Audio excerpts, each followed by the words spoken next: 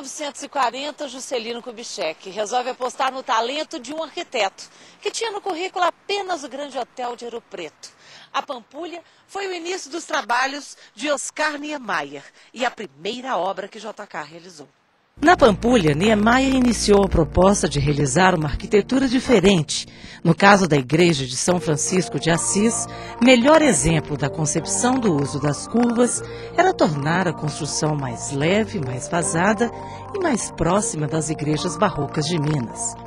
As formas arrojadas, a exploração das curvas e de outras possibilidades de uso do concreto armado geraram discussões calorosas após a conclusão da Pampulha. Mas nenhum edifício do conjunto causou tanta polêmica quanto a Igreja de São Francisco de Assis. Construído às margens da lagoa em meados da década de 1940, o templo é repleto de obras de arte. Na fachada, há um grande painel de azulejos azuis de Cândido Portinari, evocativa a São Francisco de Assis, o santo protetor dos animais.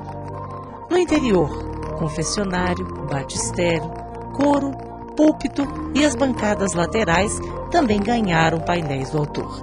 O artista Paulo Werneck criou trabalhos abstratos para um painel de pastilhas, parte integrante das laterais do telhado. A visão modernista e a liberdade de interpretação, adotada pelos artistas na decoração da igrejinha, sobretudo Portinari, chocaram o clero da época.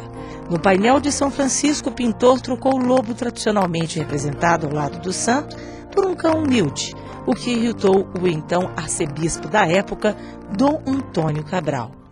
Olha, o Oscar ele rompeu com paradigmas mesmo. E o paradigma da igreja, ele não se detém só a forma da igreja, que é uma forma inovadora, né? Ele pega o ícone máximo, que é o ícone da arquitetura mineira, que é a igreja barroca mineira, né?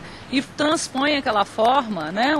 A linguagem da arquitetura mineira para uma forma completamente nova, utilizando elementos novos, uma representação nova, e convida para compor a parte das obras de arte da igreja, né? Da composição da igreja, um artista do porte do nome do Portinari.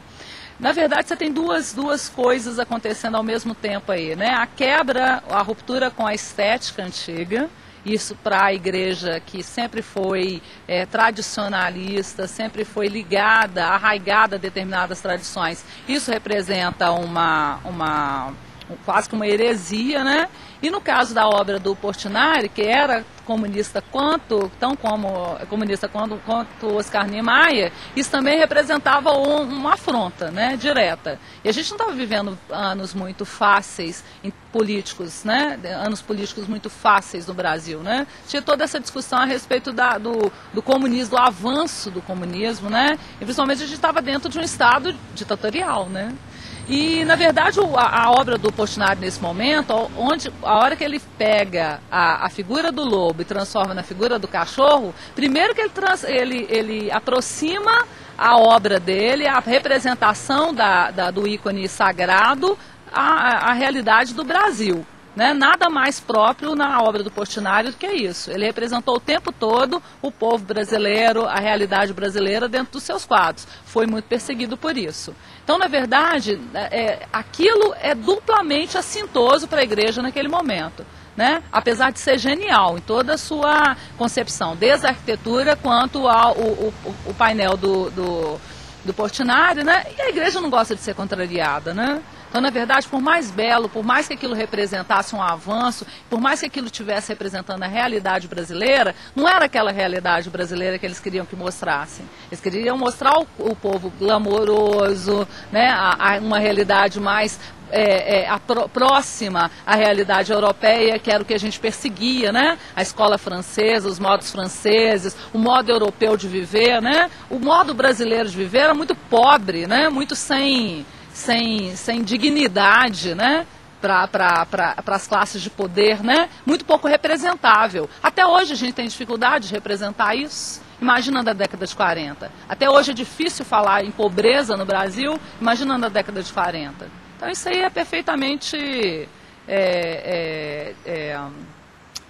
defensável no momento, né? E a gente acha que a igreja, na verdade, pela sua própria condução da coisa, ela ia acabar fazendo isso mesmo. Mas teve que engolir a obra, né? 15 ou 20 anos depois, né? Teve que consagrar a obra, né? E até hoje tem que se deparar com aquilo e tem inclusive reverenciar, porque aquilo é exemplo no mundo inteiro, né? De boa arquitetura e de boa arquitetura religiosa. Só em 1959, 17 anos depois de inaugurada, com a designação de Dom José de Rezende Costa para arcebispo de Belo Horizonte, é que a igrejinha recebeu a consagração.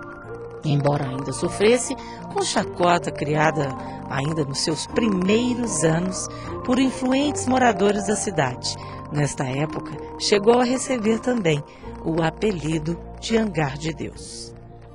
Colinhas modernas rompendo a tradição arquitetônica, o Cassino ou Palácio de Cristal, como era conhecido na época, foi concebido na década de 40.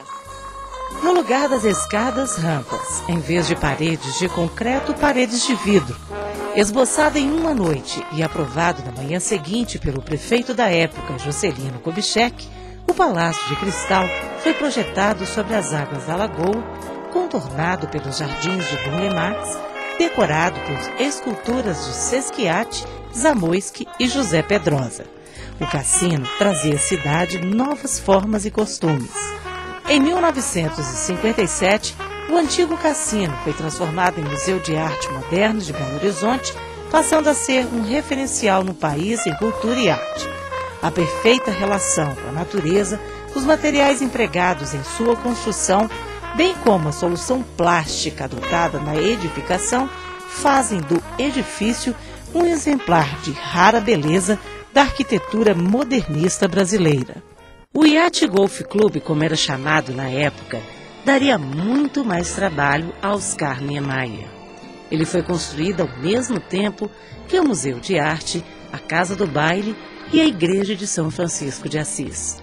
Uma obra suspensa sobre as águas da represa, com formas ousadas.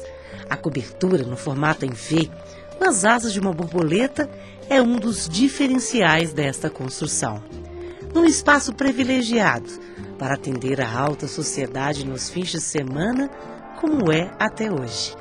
As paredes de vidro fazem parte de uma arquitetura suave, onde impera a beleza e a sedução. Atualmente, o Yacht Tênis Club, como passou a ser chamado, é frequentado pelos VIPs da cidade. Mais de meio século se passou. Entre tropeços e muitas dificuldades, todas as obras do complexo arquitetônico da Pampulha se concretizaram. Aquele que foi considerado muito moderno para a época até hoje, continua deixando seu legado para a arquitetura brasileira por todo o país e duplicando seus discípulos em quase 100 anos de história. Onde em 2007 o país terá muito o que comemorar,